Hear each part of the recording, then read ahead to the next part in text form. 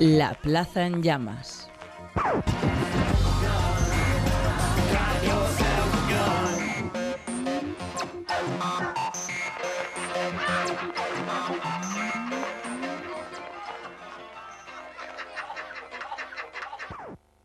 A las 9 de la noche, os habla Ricaris, desde los estudios de Canal 33 y de Agora Sol, aquí, en el corazón de Madrid. Os voy a contar una historia. A principios de semana se me ocurrió comenzar la editorial con el caso Güemes, ya sabéis, el exconsejero de Sanidad de Madrid que fichó por la empresa de negocios de sanidad Unilabs, 2 años después de haber privatizado unos cuantos hospitales en Madrid. Esta empresa, Unilabs, recientemente ha comprado las acciones de otra empresa, BR Salud, a quien fueron adjudicados los hospitales privatizados por Güemes. Qué casualidad, ¿verdad, amigos? Pero cuando ya creía que tenía yo una editorial cojonuda, apareció en las noticias Ignacio González, que por cierto instauró el euro por receta a sabiendas de que se lo iban a tumbar, como ha pasado en Cataluña, y el tipo va y admite en televisión que compró una segunda residencia por 700.000 euros que no había declarado. Además, ayer mismo nos enteramos de que una política del PP ha sido descubierta buscando información en una oficina del Grupo Parlamentario de Izquierda Unida, es decir, un Watergate español, y por si con eso no teníamos suficiente, entre ayer y hoy hemos conocido que Luis Bárcenas, tesorero del Partido Popular durante 22 años, llegó a tener 22 millones de euros del partido en cuentas de Suiza y 2,5 en cuentas de Estados Unidos. Y que, por cierto, la amnistía, esa famosa amnistía fiscal del gobierno de Rajoy, ha servido para que el tesorero del PP blanquee 10 millones de euros, según ha afirmado su propio abogado. Telita. Ante todo este embrollo, mi pregunta es, señores del PP, ¿ustedes creen que todo esto es normal? Que pueden ir saliendo noticias de este tipo en una sola semana, que continuamente descubramos casos de corrupción relacionados con su partido y que encima tenga las narices de dar lecciones morales a la gente, porque casos de corrupción tienen ustedes para parar un carro. La trama Gürtel, los espías en Madrid, la operación Guateque, la privatización de hospitales, las cuentas en Suiza y Estados Unidos, el ático de Ignacio González, las cajas y los trajes de Camps. Macho, podrían ustedes montar un chiringuito. Bueno, un chiringuito ya lo decía en realidad Garganta Profunda, si queréis joder a un político, seguid el dinero. Y los señores Woodward y Bernstein les fue bastante bien siguiendo este consejo. Por cierto, Soraya, un consejito, guárdate las lágrimas de cocodrilo donde te quepan. Los que estamos en el paro ya tenemos suficiente con lo nuestro como para que encima vengas tú a reírte un poco en nuestra cara. Estáis escuchando Agora Sol Radio, estáis viendo el canal 33 y esto es La Plaza en Llamas.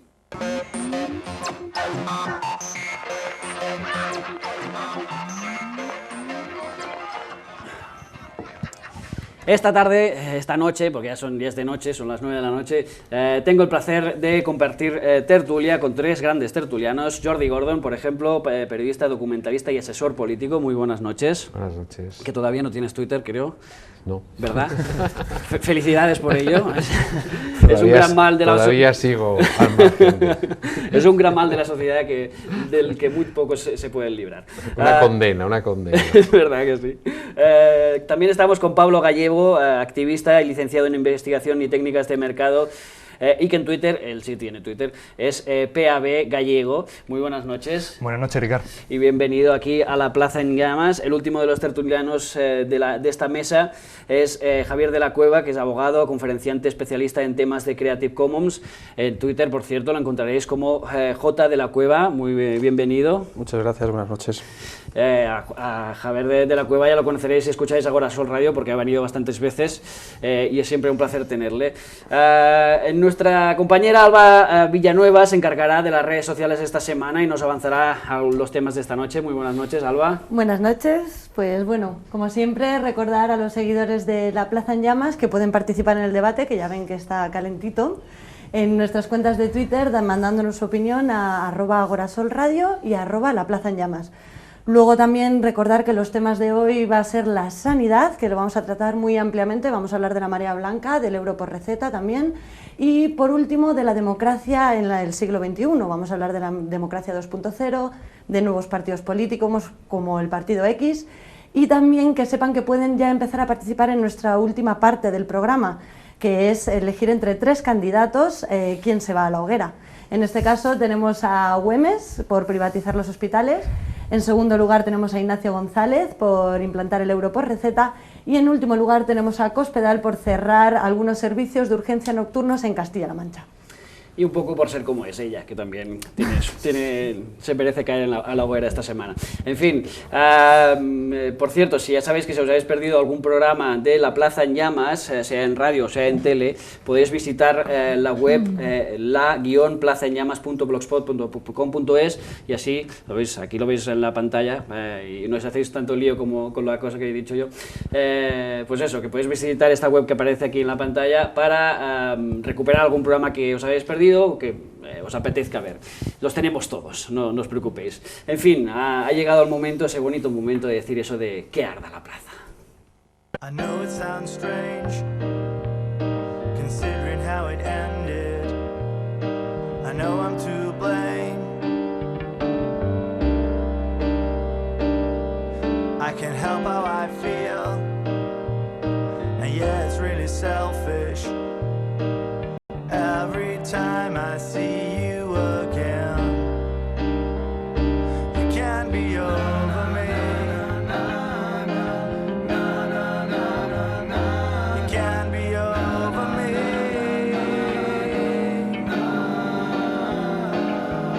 I don't wanna go back.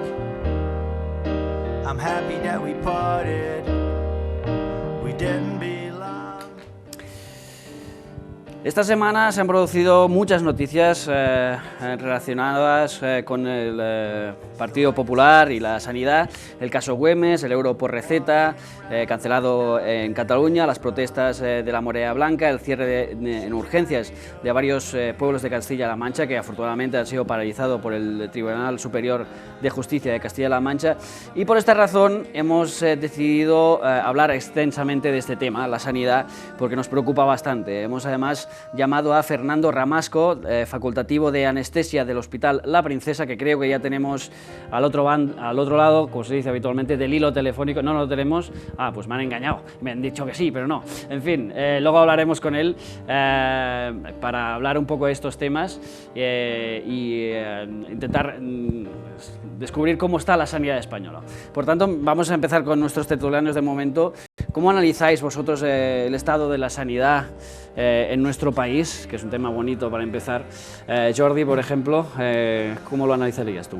Bueno, yo creo que estamos ante uno de los asuntos más graves a los que nos enfrentamos los ciudadanos, la democracia y este país, ¿no? Es decir, yo creo que hay una ofensiva por parte del Partido Popular, por parte de los intereses de las multinacionales y de los fondos de inversión que tienen el negocio de la sanidad. Y bueno, es una ofensiva en toda la regla para reducir, por un lado, la asistencia sanitaria recortando y por otro lado convertirla en un negocio la parte que les pueda servir. Y yo creo que nos enfrentamos sobre todo al problema más grave, yo creo que es el del negocio, porque ese sí que es muy difícilmente reversible. Si se privatizan esas empresas, si eso ocurre, es decir, los hospitales, etcétera, etcétera, pues ya se encargarán de hacer unos contratos lo suficientemente suculentos como para que luego la posibilidad de revertir eso tenga unas indemnizaciones millonarias, un proceso jurídico muy difícil, y entonces yo creo que es muy grave. Yo creo que es lo más grave a lo que nos enfrentamos, y es una batalla que no es solo de los profesionales, sino que es una batalla, yo creo, de toda la sociedad y de los ciudadanos. Si te parece, Jordi, podemos hablar ahora precisamente con un profesional, porque ya tenemos al teléfono, me acaban de decir, a Fernando Ramasco, que recordamos es facultativo de anestesia del Hospital La Princesa. Fernando, muy buenas noches. Vaya, se nos ha colgado además. Le volvemos a llamar ahora y volvemos a hablar de este tema que estaba introduciendo Jordi Gordon, en el cual decía Jordi que una de las principales preocupaciones es precisamente eso, ¿no? Que privaticen la sanidad y luego sea muy complicado volver a republicarla, ¿no? Como desandar el camino, vamos, exacto, decir, volver a recuperar lo público, ¿no? Pero claro, porque además, ¿cómo se evalúa eso, no? Se van a regalar. Se lo van a regalar, como han regalado, por ejemplo, lo de los laboratorios, ¿no? Lo de los laboratorios, los datos son demoledores, o sea, demoledores. 3 meses antes de privatizar los hospitales, uno de los hospitales que hacía los análisis, que procesaba 25.000 muestras diarias, y que atendía a 1 millón de personas, había comprado maquinaria nueva, etcétera, etcétera, se cierra, y entonces después se cierran otros 2, uno en Vallecas y otro en Aranjuez. y entonces se venden, ¿no? Entonces, claro, dentro de poco van a quitarnos todos, porque eso sí que es negocio. Tantos análisis hago, tanto dinero me quedo. Claro. Tanto cobro. Javier, mientras no recuperamos la llamada, cuéntanos cómo... Ah, ya la tenemos ya. Pues perdona, Javier. Enseguida vamos contigo. Fernando Ramasco, muy buenas noches. Hola, buenas noches. Ahora sí. Decíamos, esta semana se han producido muchas noticias relacionadas con la sanidad, como por ejemplo el caso Güemes. ¿Ustedes cómo analizan toda esta semana de noticias relacionadas con la sanidad? Nosotros pensamos que todas estas noticias relacionadas con sanidad son producto de todas las movilizaciones que ha habido. Si desde el 31 de octubre en que salió el Plan de Sostenibilidad de la Comunidad de Madrid no hubiese sucedido las movilizaciones de la Princesa, con lo que se salvó el Hospital de la Princesa, y luego posteriormente todo lo que ha sido la marea blanca, pues seguramente la sociedad no conocería todas estas circunstancias. Y el máximo ejemplo es la dimisión de Juan José Güemes como consejero de Unilabs. Eso no se hubiese producido si no fuera porque la sociedad civil ha puesto el foco en todas estas situaciones. Claro. Por cierto, otro tema que ha sido noticia esta semana es la paralización del cierre de urgencias de varios pueblos de Castilla-La Mancha por parte del Tribunal Superior de Castilla-La Mancha, precisamente, y hoy mismo conocíamos que esta medida se ha paralizado. ¿Cómo lo valoran?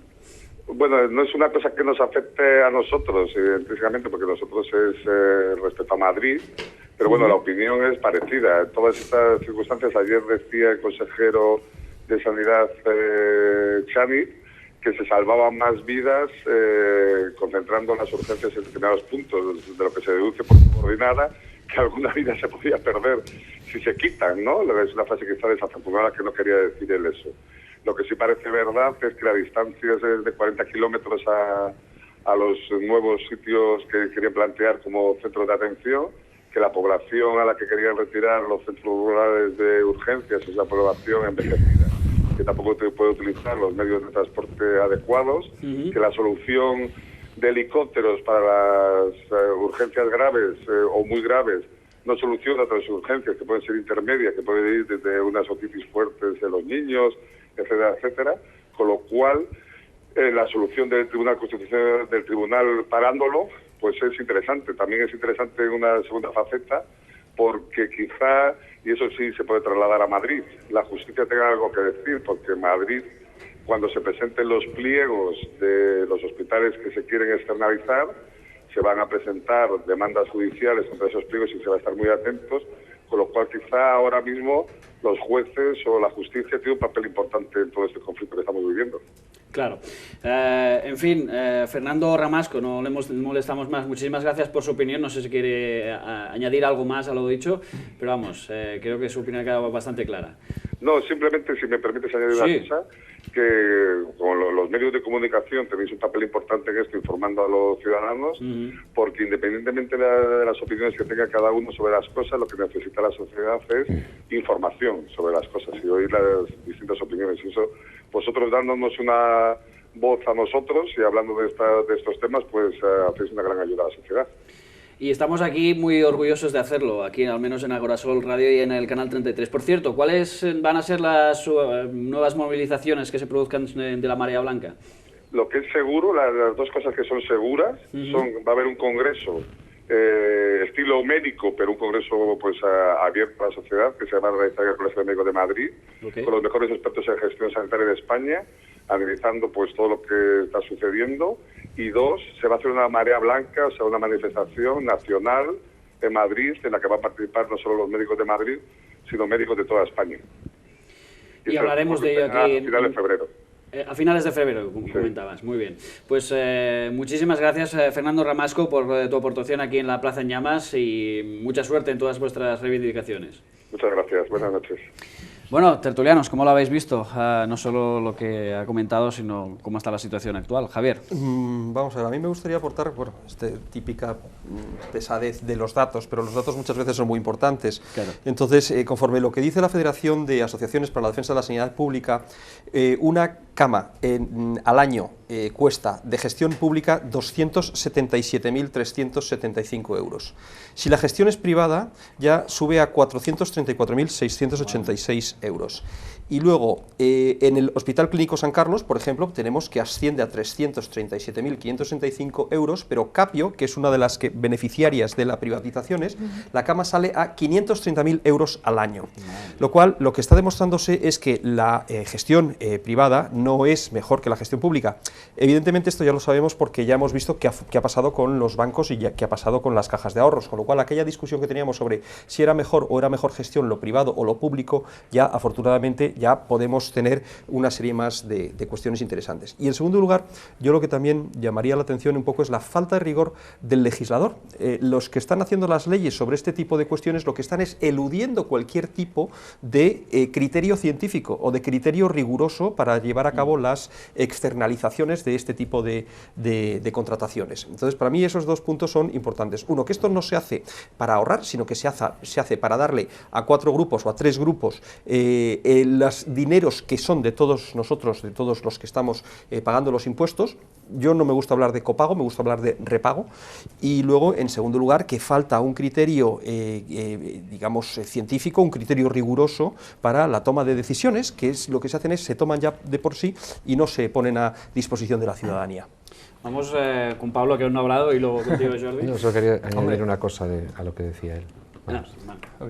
Bueno, lo preocupante al final es que además está lanzando a la ciudadanía el debate de sanidad pública o sanidad privada, ¿no? Y la ciudadanía se enzarza en el debate cuando deberíamos de hablar también de otro debate, que es por qué están intentando buscar esta salida, ¿no? Esta situación. Al final es triste, ¿no? Pero es que el problema que ha habido es que ha faltado un problema recaudatorio, porque las empresas del IBEX 35 han estado tributando un 10% en vez de un 30%, y entonces eso es un aspecto fundamental para entender por qué ahora mismo están forzando a este debate. Y en segundo lugar, los datos que han dado aquí los tertulianos también, de que la gestión privada está demostrándose que es menos eficiente, y que además en Estados Unidos, por ejemplo, constituye el PIB creo que entre un 12 y un 15%, y está demostrado de que ni cubre a todo el mundo, y que bueno, además lo más cruel de eso, ¿no?, es la sanidad privada americana, que si te dan un ataque al corazón te reviven, pero bueno, después no te operan.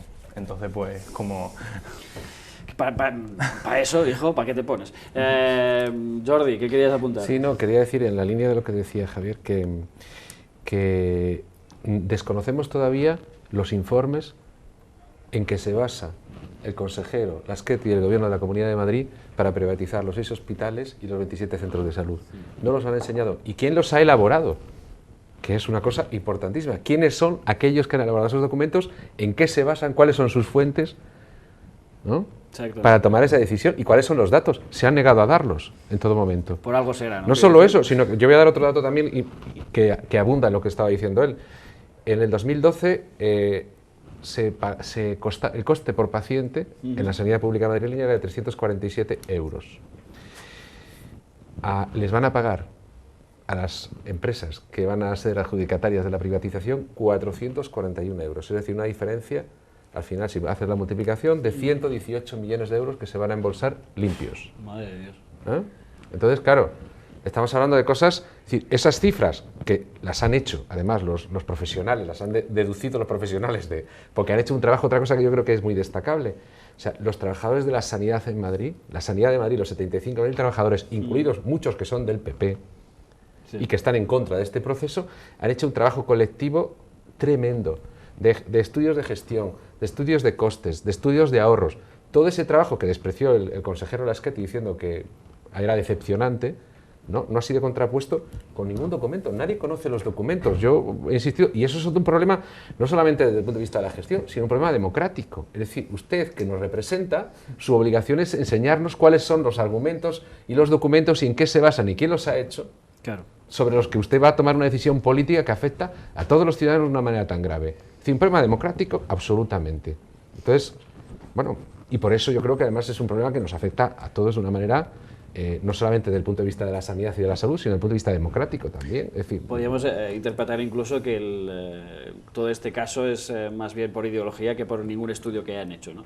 Vamos a ver qué dicen en las redes sociales nuestros tertulianos de casa, por llamarlos de alguna forma. Alba, ¿qué nos están hablando? Pues bueno, por aquí L. Sosa nos dice que cree que no hay plaza para tanto que quemar. Propongo hacer inmensa pira con todos los candidatos, que hasta ahora ya son más de 3, dice. Y bueno, nuestros compañeros de Barrio Canino nos ponen que no hay hoguera para tanto chorizo. ¿Verdad? La verdad que sí. Vamos, que si queréis podemos avanzar, como tenemos en el tema de sanidad muchos temas, podemos avanzar, por ejemplo, y hablar del tema del caso Güemes, que es un poco lo que hablamos de la privatización de hospitales, el fichaje de Güemes por esta empresa Unilabs. ¿Cómo lo veis? ¿Cómo lo analizáis? Pablo, por ejemplo. No, cuando lo leí no me lo podía creer, es decir, no me podía creer que fueran tan descarados en hacerlo, y que además creo que Güemes, digamos, se ha quitado de consejero porque quieren seguir. Es decir, le han quitado porque quieren seguir. Es decir, quieren seguir hacia Los adelante. dueños le han quitado. Y es eso, es decir, lo que quieren ahora mismo hacer el PP es seguir privatizando cosas. Hay una cuestión que a mí me llama mucho la atención en este tipo de cosas, y es la falta absoluta de respeto a la ley que tienen los actuales gobernantes, y me explico. Vamos a ver, cuando ya tenemos el Tribunal Constitucional, que lo que acaba de hacer es paralizar el euro de repago en la Comunidad Autónoma de Cataluña, resulta que la Comunidad Autónoma de Madrid, que también es del Partido Popular, sigue queriendo imponer una tasa en la cual ya el Tribunal Constitucional ha dicho que, mire usted, que no es aplicable. Y esto lo uno también con las declaraciones que acaban de hacer, creo que fue Ignacio González, sobre el hecho de decir que, bueno, es legal que este hombre que Güemes esté dentro de aquella empresa en la cual luego posteriormente se adjudica lo que él privatizó. Entonces, como es legal, bueno, pues ya existe, por tanto, una cierta, bueno, pues legitimidad. Entonces, claro, cuando me interesa sí que estoy a favor de la ley, cuando no me interesa no estoy a favor de la ley, lo cual implica que a mí la ley simplemente es una herramienta para, al final, vosotros la habéis llamado de ideología, pero yo creo que no hay ideología, lo que hay es dinero. O sea, al final, la única ideología que tiene esta gente es dinero, y le es exactamente igual. Y por encima del dinero no hay absolutamente nada, y por debajo del dinero están los derechos fundamentales, de toda naturaleza, los humanos, los políticos, los sociales, cualesquiera otros.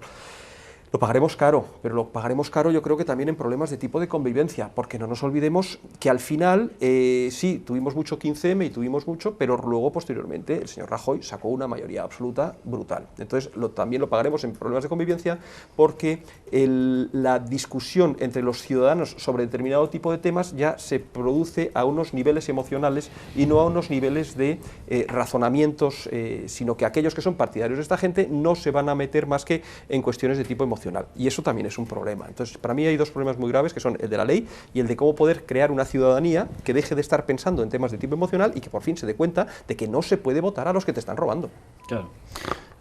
Jordi, ¿cómo lo ves?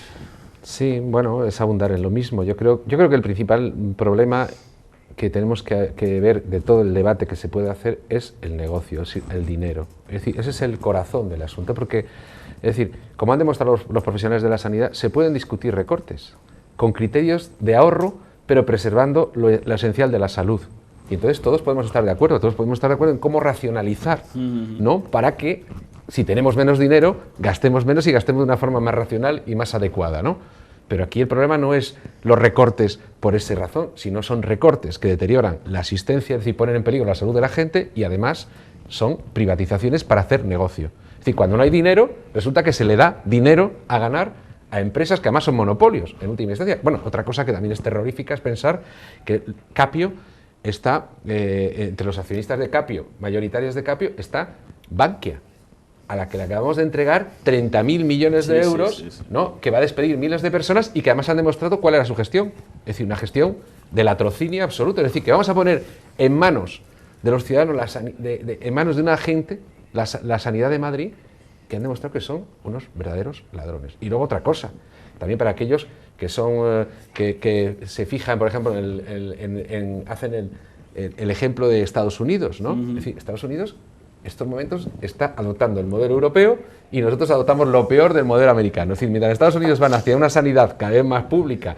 restringiendo los abusos de las corporaciones y de las entidades privadas, ¿no? Y tal, casi. Ahora mismo, ¿no? Nosotros elegimos lo peor, que es privatizar para que se lucre. Es decir, es una cosa que no tiene ningún tipo de sentido, ¿no? Yo creo que es esto, es decir, es esto, el afán de lucro, que quieren coger, pero además no solo en la sanidad, sino en todo lo demás, es vaciar el Estado, Es decir, o sea, eso sí que es ideología, pero es por el negocio, básicamente, ¿no? Porque aquí la ideología está basada simplemente en el negocio para unos pocos.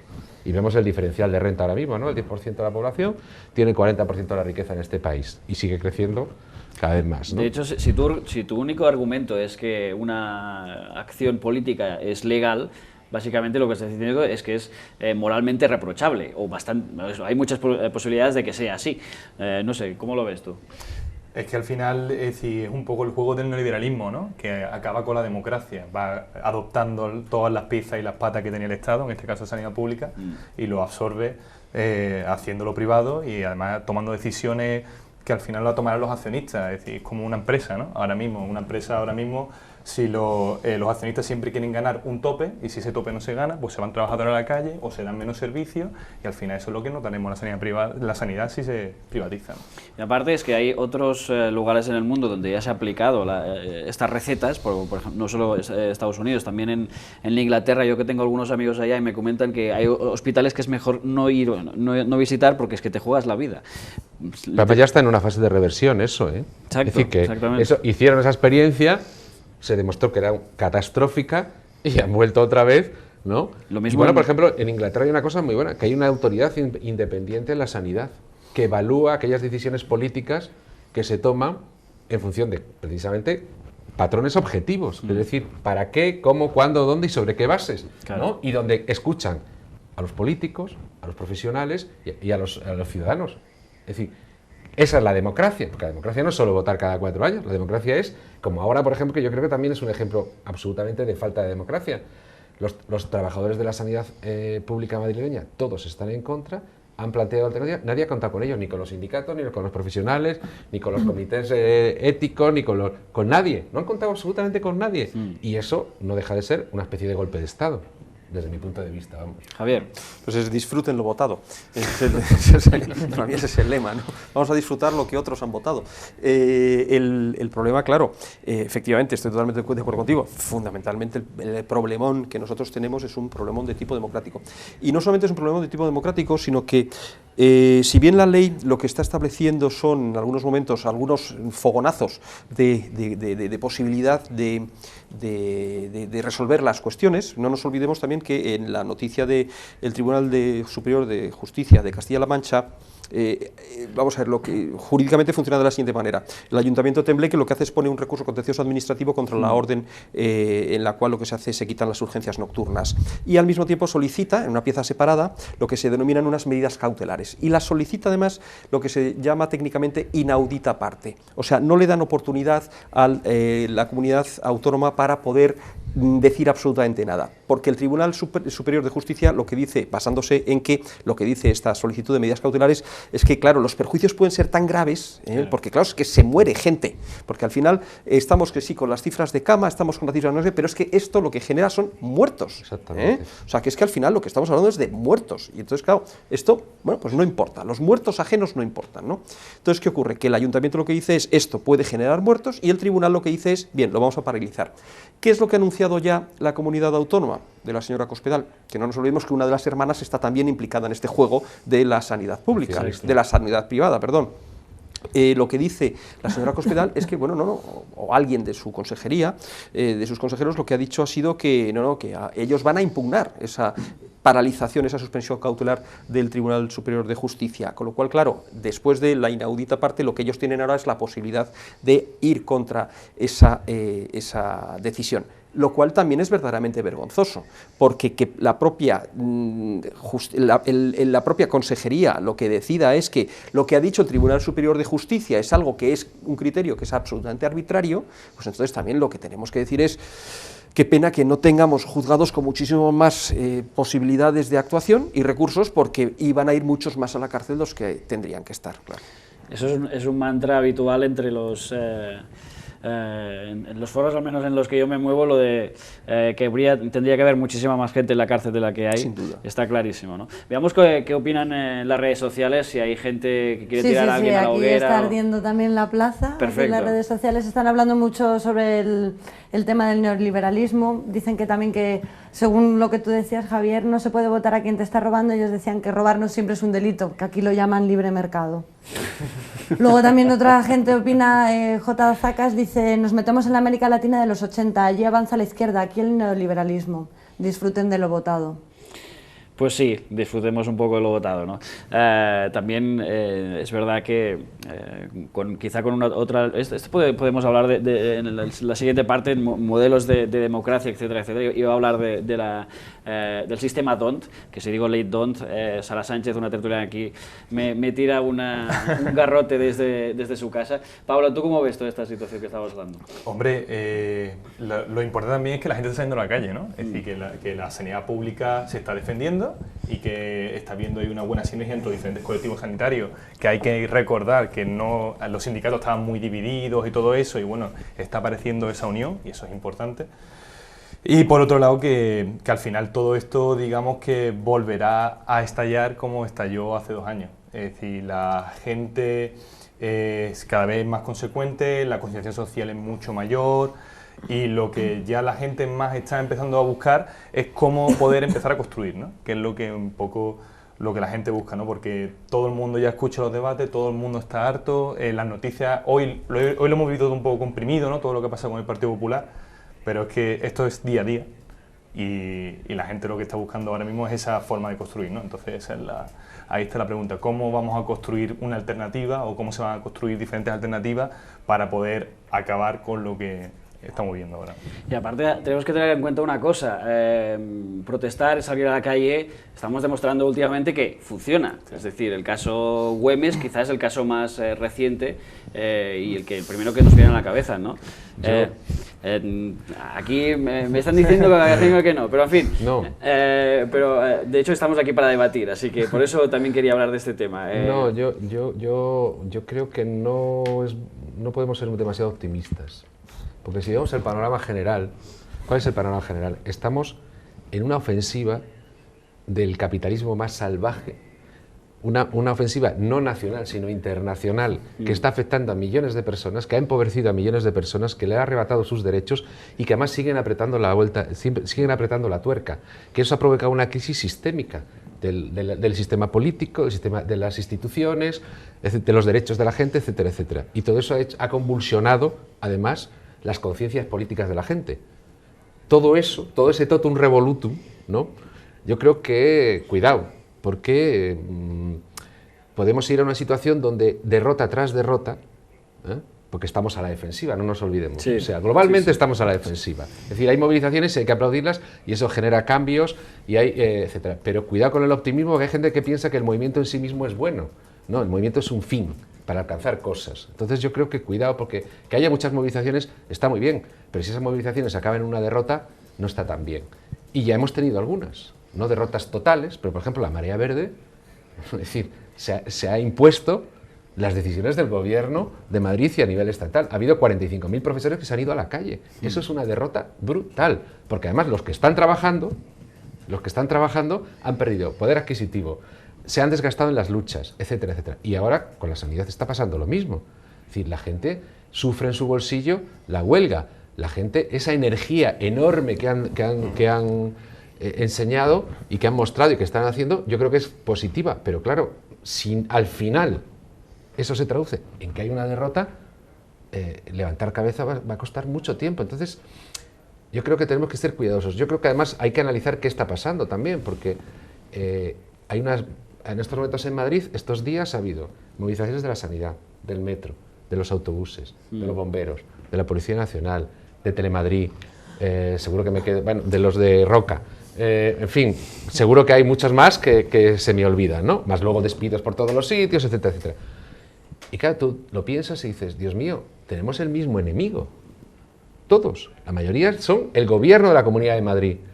Pero no hemos sido capaces, no hemos sido los ciudadanos, los partidos, las instituciones, las entidades, etcétera, etcétera, de organizar una movilización política, que es lo que hace falta, contra ese gobierno, para debilitarlo, para acabar con él, es decir, para pararle los pies a esta gente, porque eso es de lo que se trata. Tenemos que parar los pies al gobierno de Madrid y al gobierno central, y en consecuencia al gobierno y también a Europa. Es decir, tenemos que cambiar, invertir la situación, porque lo que tendríamos que conseguir es que Europa, o sea, plantarnos frente a Europa para que cambie el rumbo de las políticas económicas que nos están imponiendo. y hacer una alianza con Francia, etcétera, y cambiar el rumbo. Ese es el tema para mí.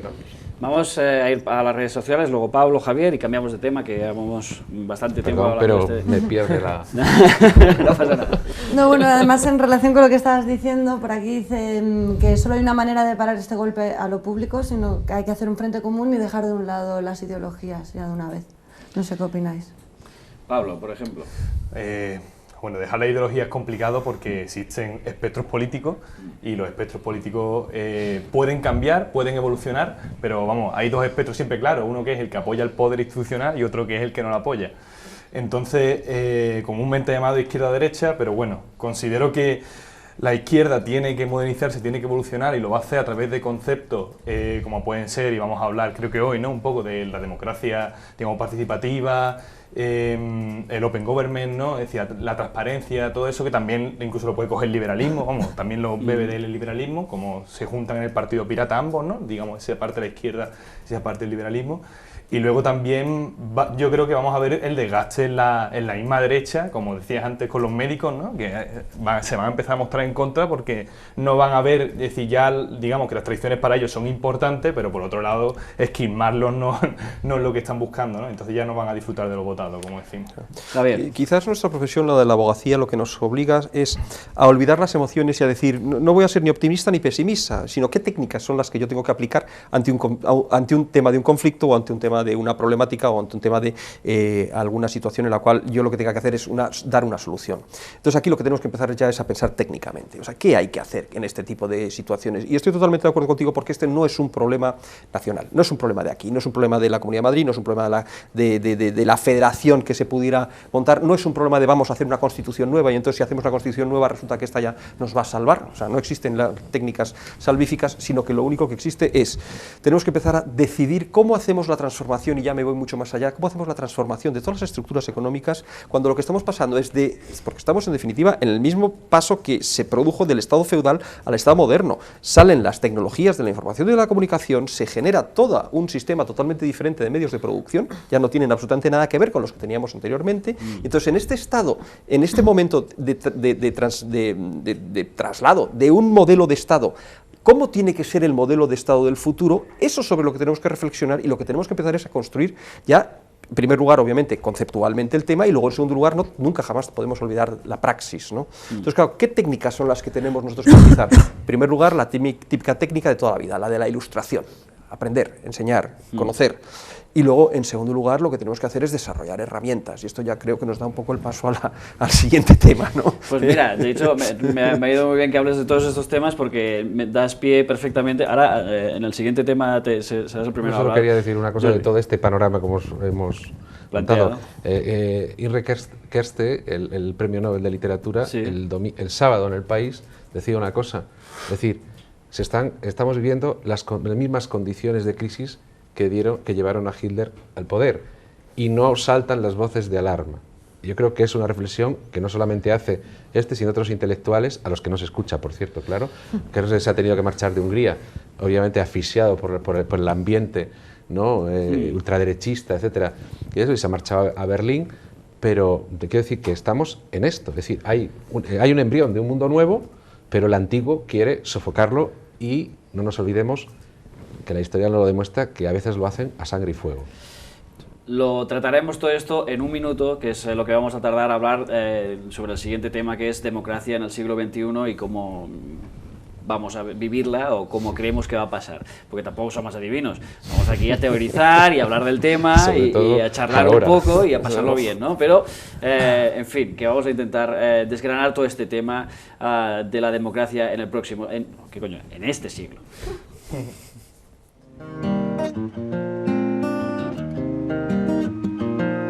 There's something in everyone looking for a lonesome place.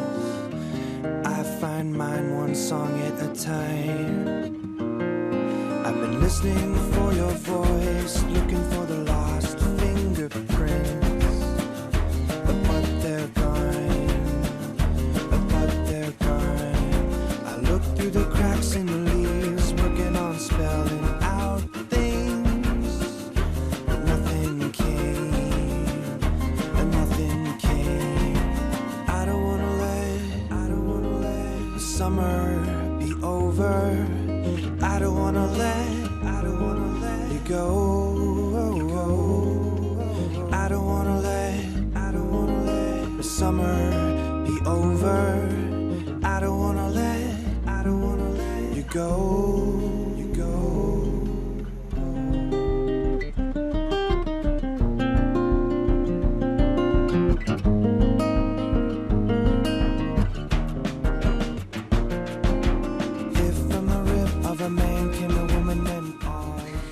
Llevamos ya unas semanas hablando de la democracia en nuestro país. Desde algunos foros se comienza a hablar de un tema que hemos conversado aquí en la Plaza en Llamas, como es el inicio de una segunda transición. En algunos argumentan incluso que esta segunda transición ha comenzado, sobre todo desde la llegada del movimiento 15M y que este país va camino hacia un cambio político-social. De hecho, podríamos decir que el mundo entero, porque lo que estábamos hablando antes con Javier, ¿no?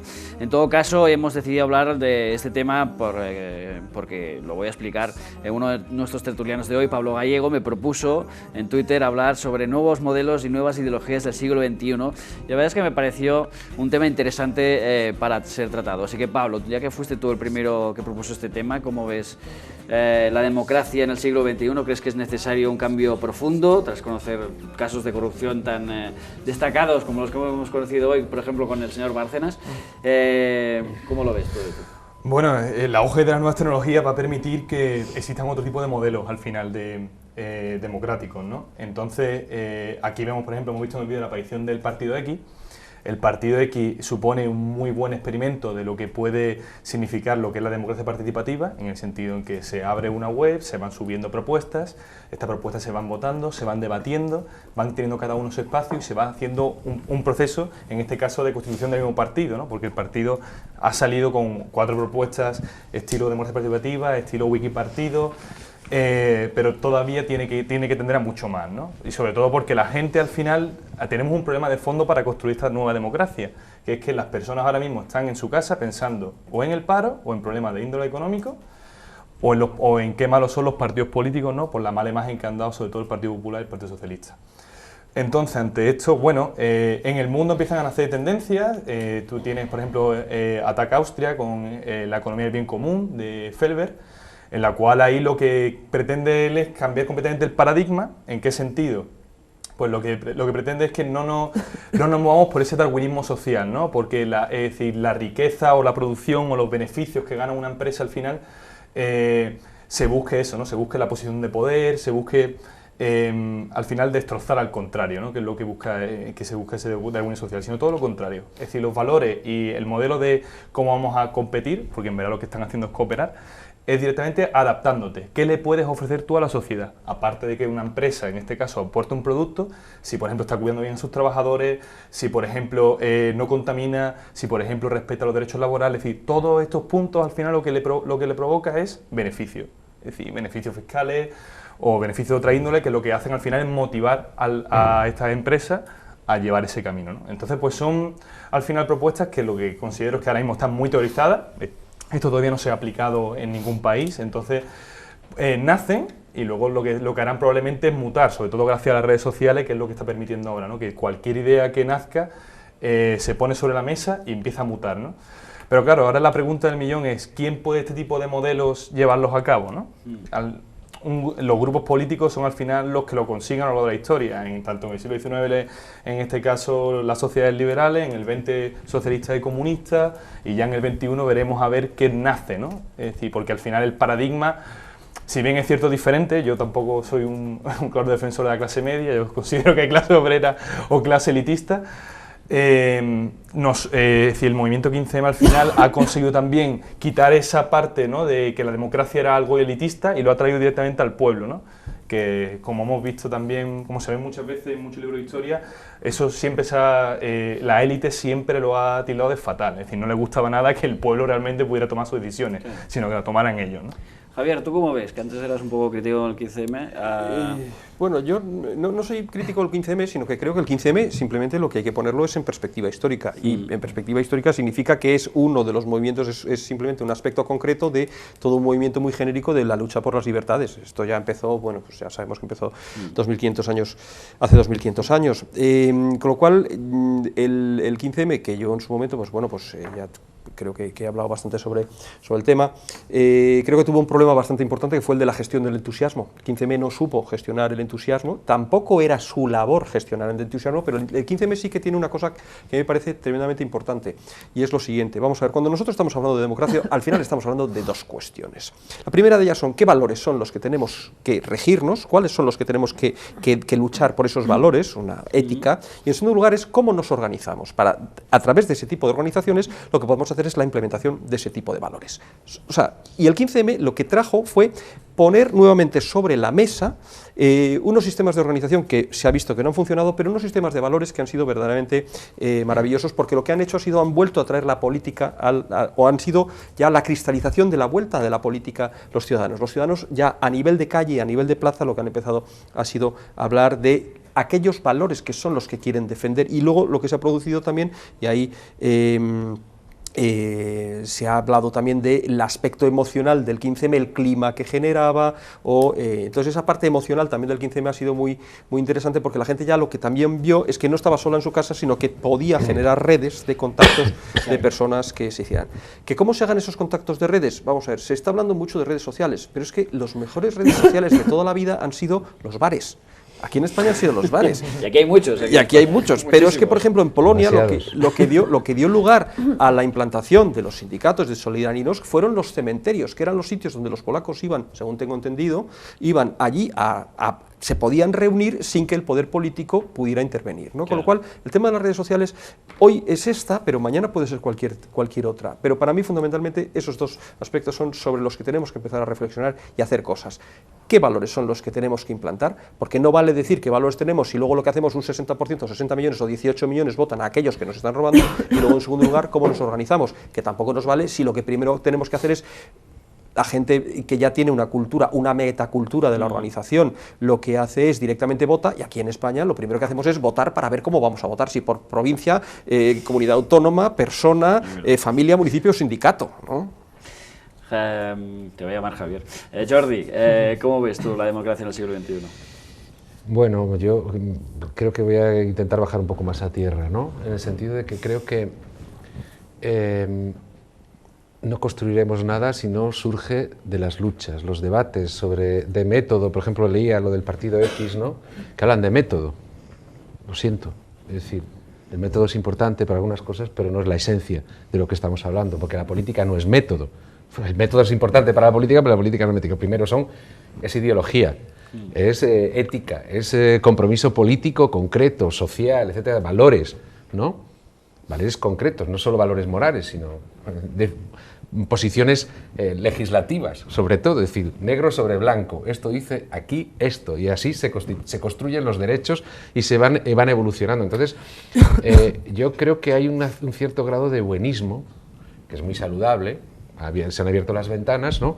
Pero que a veces mira demasiado lejos y no mira lo que pasa adelante. Y yo creo que solo se puede construir algo a partir de las luchas que está habiendo ahora. Es decir, yo creo que es imposible construir una nueva democracia si no somos capaces de dar la batalla en estos momentos contra la ofensiva a nuestros derechos y que nos quieren devolver al siglo XIX. O sea, yo creo que sin la participación ahí es esencial. Y esa batalla es la que va a determinar si va a haber un futuro político diferente o no. Si ganamos en eso, los partidos políticos, todos, unos desaparecerán. Ojalá echaremos a los dirigentes que han demostrado, porque creo que eso es otra cosa que tenemos que tener clara, es decir, los dirigentes políticos que hay ahora, la gran mayoría, no todos evidentemente, pero sobre todo los que tienen más responsabilidad, han demostrado una cosa, que no están a la altura de las circunstancias ni son capaces de dar una respuesta a las necesidades y a lo que pasa. Por lo tanto, tienen que irse fuera. Y ese movimiento hará que los partidos cambien. No solamente cambien sus cúpulas, sino que cambien su funcionamiento, se abran y sean en realidad el embrión de otra cosa, porque tampoco nos equivoquemos. No vamos a hacer desaparecer los partidos porque va a venir algo a sustituirlo. Esto es prácticamente imposible porque así no funciona el movimiento en la sociedad. Entonces yo creo que, es decir, hay que debatir, pero sobre todo yo creo que hay que combatir. Yo he participado mucho en el 15M, en muchas reuniones, en muchas asambleas, y tengo que decir una cosa, que al final, en la mía, hay otras estupendas y tal, en la mía yo me aburrí, porque yo quería hacer cosas, porque estaba pasando todo esto. Y entonces, cuando empezó lo de la educación, yo decía, eso es lo más importante a lo que tenemos que dedicarnos, y luego discutimos de todo lo demás. Vamos a intentar ver cómo podemos impedir que eso pase, porque va a venir después la sanidad y lo otro, y lo otro, y lo otro. Y al final yo, pues dejé de ir, porque yo quiero participar en la medida de mis posibilidades y lo que yo pueda aportar en ese movimiento, porque eso para mí es lo más importante. Otros a lo mejor tienen otras prioridades y son muy respetables, pero yo, en el caso de mi asamblea concreta, pues dejé de ir por eso, porque yo no quería estar discutiendo, porque al final para montar fiestas, pues a mí no me interesa. Para ver la asamblea de las redes sociales, que es nuestra cuenta de Agorasol Radio y la cuenta de La Plaza en Llamas, está Alba Villanueva. ¿Qué nos cuentan desde...? Bueno, pues aquí tenemos Scooter Boy, que dice que, bueno, más o menos en la línea de Jordi, que la lucha solo tendrá frutos si se aglutina la sociedad y que, bueno, al famoso 99%, pero bueno, eso también es entusiasta. Es imposible.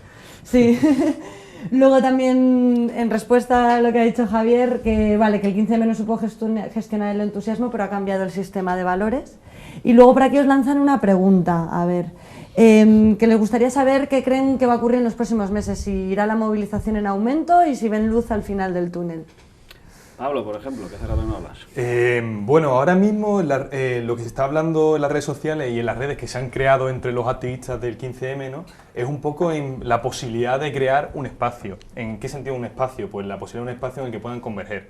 Ya que hemos hablado, habéis puesto un buen ejemplo en el tema de la marea verde y la marea blanca, ¿no? Una ha fracasado y la otra a lo mejor puede que vaya de camino de, ¿no? Entonces, empezar a crear esa sinergia, ¿no?, dentro de un espacio en el cual todos participen, pues puede ser la clave. Puede ser la clave porque al final también tienes ahí partidos como pueden ser ECO, como puede ser Izquierda Unida, que también quieren tener esa parte de participación que antes el 15M repelía mucho y que, bueno, ahora vamos a ver si sigue repeliéndolo o no, ¿no?, porque sigue habiendo también mucha gente indignada también con algunos de esos grupos. Lo que quería decir al final es que el futuro va a estar, y también lo decía un tuit antes un compañero, está en un frente común. El frente común debe de nacer y debe de crecer, porque es que si no, no va a haber respuesta ante toda la que se nos viene encima. Y el trabajo va a estar en tener que sentarse, en hacer consenso y en tener que construir eso y poco a poco, mientras que se van haciendo las luchas. Lo que tampoco a lo mejor podemos tolerar o seguir permitiendo es que cada compañero, cada colectivo vaya peleando por lo suyo y nosotros vamos mirándonos al resto y decir, bueno, hoy es la mía, entonces hoy sí salgo, pero yo no salgo por la de los otros, ¿no? Entonces, o la marea blanca y la marea verde se reúnen y se sienten y dicen, vamos a pedirle los dos juntos al gobierno algo y ya verás como las manifestaciones son de 750.000 personas, o a lo mejor entonces no pueden, ¿no?, cambiar las cosas. Sí, pero... No, perdón. Javier. No, simplemente era un matiz a lo que habían dicho sobre que el 15M lo que hace es cambiar los valores. No, señor, los valores precisamente que están manifestando el 15M, ya muchos de ellos están en el Protágoras de Platón, hay algunos que están en las leyes de Aristóteles, hay algunos que ya están también en la política de Aristóteles. O sea, que lo que realmente hace el 15M es visibilizar una serie de cuestiones y lo que hace es visibiliza una serie de mensajes. Pero esos mensajes ya estaban ahí, o sea, están ahí ya desde hace muchísimo tiempo antes. Yo no conozco ni una sola de las cuestiones que el 15M sea novedosa y que no esté ya en la historia y en la doctrina de la filosofía política. O sea, está bien que lo recupere también. Es verdad, no, es que hay que recuperarlo, está fantástico. Por eso lo que hace es visibilizar todo eso. Claro. Es que esa es la labor de los movimientos que se tienen que realizar ahora, también en el sentido de lo que ha dicho Jordi, sitio que has dicho tú. O sea, lo que tenemos que hacer también es eso, tenerlo muy claro, porque lo que sí que tenemos que hacer ya son unos sistemas en los cuales decir, mire usted, es que en España hace 10 años se decía, es que ese no ha robado, es que ese es tonto. No, es que es honesto.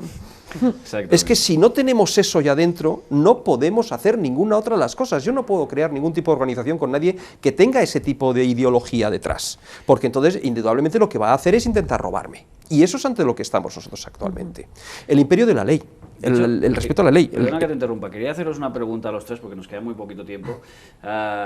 ¿Creéis que la democracia actual, por esto que estábamos comentando, ¿no?, de que el que no roba es que es tonto, ¿creéis que la democracia actual está diseñada para evitar la participación ciudadana y para que los partidos políticos monopolicen toda la identidad política? Yo creo que no, vamos, yo creo que tenemos que ser también, tenemos que mirar el pasado y aprender cosas del pasado, ¿no? Porque decir, las necesidades políticas y democráticas que tenemos hoy no tienen nada que ver con las que teníamos hace 35 años.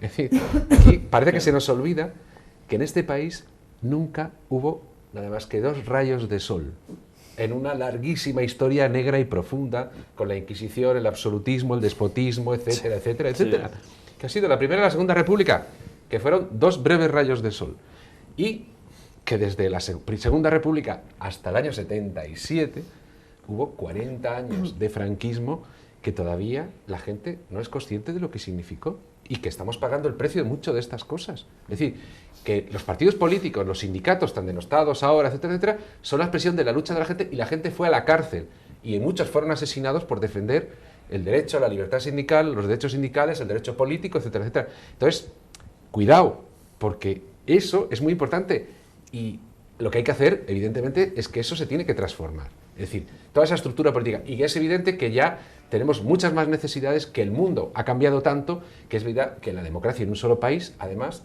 tampoco sirve. Necesitamos democracia a nivel internacional. Mientras no hagamos esto, mientras no haya estructuras democráticas a nivel internacional, por ejemplo, lo de Europa. Es decir, Europa, en estos momentos, está cometiendo golpes de Estado contra todos los países. ¿Quién decide en Europa?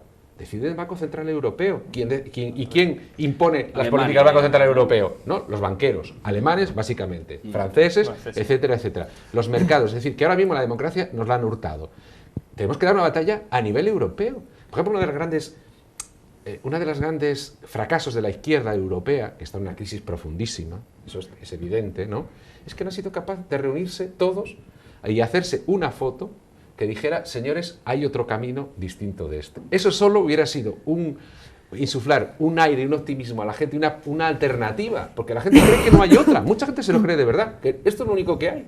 No, es que hay otras. Y han sido incapaces de decir eso. Esa es la gran crisis de la izquierda. ¿Pero quién financia esa socialdemocracia que estamos hablando? No, pero ya no solamente es quién la financia, sino es la incapacidad de expresarse políticamente, porque aunque estuvieran financiados o dejados de financiar, que no todos están financiados por fuerzas ocultas, ni muchísimo menos, sino simplemente que han entrado en crisis, no están a la altura de las circunstancias, no son capaces de dar respuesta a lo que pasa. Hay gente honesta en esas organizaciones, ¿no? Entonces, pero ya no valen, hay que cambiarlos, tienen que cambiar. A ver si podemos cambiarlas, no sé si lo podemos hacer hoy porque se nos está acabando el tiempo, ya me están indicando varias veces desde los controles técnicos. Es momento, quería pasar a las redes sociales, pero lo vamos a dejar para después de la hoguera, así que ahora sí, vamos a tirar a alguien a la hoguera.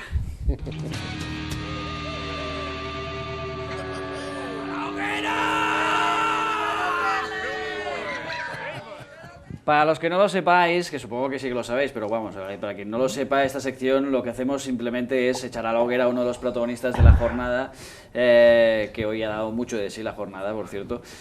Nuestros tertulianos votarán a cada uno de ellos y si hay empate, pues desempataré yo. Los candidatos para caer a la hoguera esta semana son los siguientes.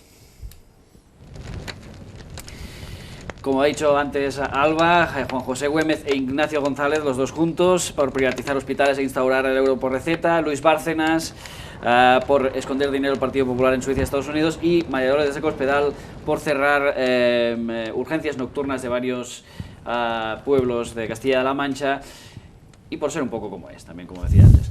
En fin, queridos tertulianos, ¿a quién tiráis vosotros a la hoguera? ¿Quién es el primero en atreverse? ¿Hay que dejar alguno fuera o...? Esta pregunta, tristemente, me la hacen cada semana y siempre quieren tirar a todos a la hoguera, pero sí, hay que escoger solo. Yo a la señora Cospedal, porque de su decisión dependen muertos. Una Cospedal, Pablo. Me ha gustado el argumento, me quedo con Cospedal también. Cospedal. Bueno, yo por si acaso no la recomendamos a nadie, a Cospedal también. Pues nada. Bueno, solo decirte aunque Ignacio González me provoca mucho. Que a mí reconozco que, y hablando mal, me ponen mucho los tres. Bárcenas y Güemes están amortizados de momento, con lo cual tampoco importa. Pero vamos, Ignacio, si pudieran ir los dos juntos. ¿Qué nos han dicho las redes sociales? Pues bueno, le han caído 2 votos a Ignacio o Nachete, como le llaman por aquí. Nachete González. En fin, esta semana, por unanimidad, va a caer a la hoguera a María Dolores de Cospedal, que me iba a confundir ahora. Eso, Cospedal a la hoguera.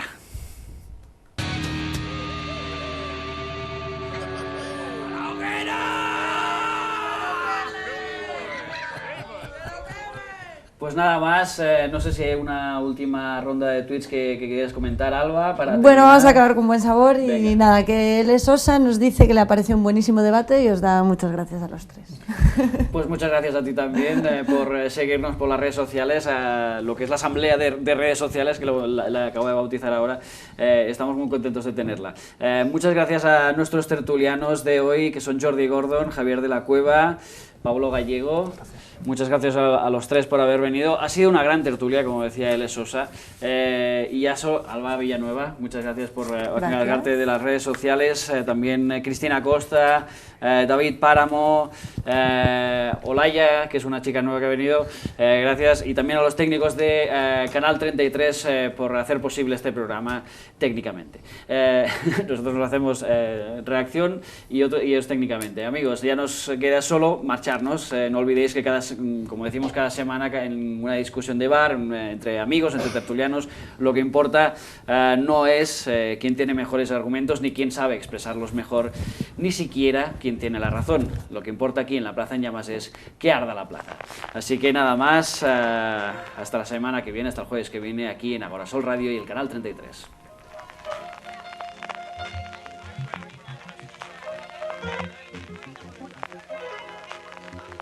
La Plaza en Llamas.